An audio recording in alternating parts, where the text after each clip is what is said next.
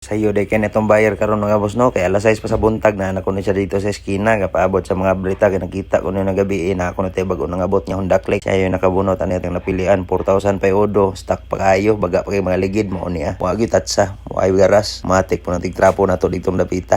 Check na to diri ang engine number at chassis number, so far goods ni tanan. To po ning ipatistingan ni Sir ganiha, dali ra kayo, walang siya na adtong layo ko no, kay bago pa kuno kay niya napilian, mura ra gyud ang brand new, special edition na siya.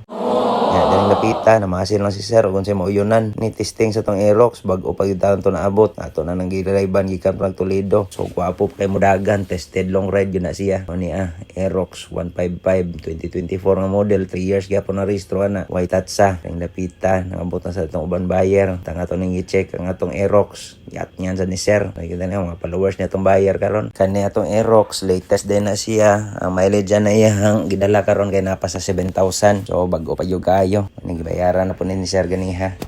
Aerox na napod original plate ato na tong gitao daan. Ya ka Sir kay Suzuki nga shooter 2015 na siya nga model pero na purchase sa opisina kay 2023. Nya dugay gyud ni siya natambay didto.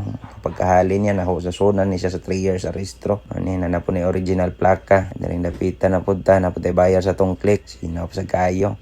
All stock ya po na napoy plate number. No nilang napilian. Tagaan na itong sticker daan si Sir. Bay-ubay yung tagbayar karon mga boss. Mutong naglibog na tagang saon to ni Ron. Daring dapita. Ito na to silang gibidyohan. Kaya ma-exit naman ni sila. Na po tayo bayar dari sa sulod pod. Nagpaabot. Mawara po nilang napilian. Honda Click. Nga gibayaran na po ni ma'am. Ang katong puti na sa gawas. Kaya ang kaning itom. Pasinawan pa ni. Kaya bayaran po ni silang pikas. Giat niyan po nagbayar. Matik. Yun silang pasinaw. No niya. Wapo pa kayo. 2025 nga model. Atong puti, exit na ko na Sir, magto ganiha, ito na videohan ganiha. Dari balik na puntaan ni, kitanaw na to niyo makinani, o nilabdan ba? Kana, sinaw pa kayo, sinaw po lang naong sa usa. Mani, tawaran to na hit guard, kay na ito ibuak, lisa na tagbago. Tao na na tong cover. Check na po nilang Sir ang papilis o chassis o engine. So far goods na tadihang dapita. Humana naman nagbayad silang Sir. Hinay na ko na sila glakaw.